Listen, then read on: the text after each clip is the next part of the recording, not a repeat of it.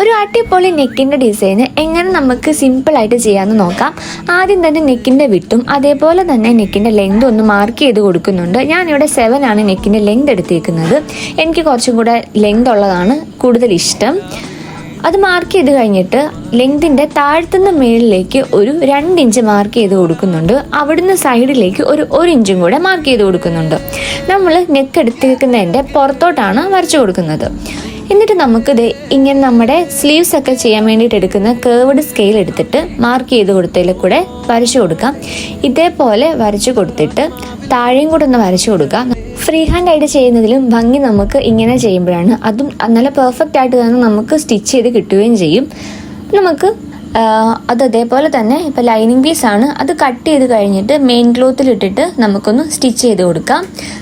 ഞാൻ എപ്പോഴും ലൈനിങ്ങിലാണ് കട്ട് ചെയ്ത് കൊടുക്കാറ്, എന്നിട്ട് മെയിൻ ക്ലോത്തിൽ വെച്ച് അടിക്കുന്നതാണ് ചെയ്യുന്നത്.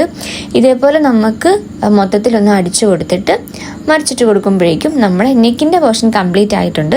അപ്പം സിമ്പിളായിട്ട് നമുക്ക് പെട്ടെന്ന് ചെയ്തെടുക്കാവുന്ന നെക്കാണ്.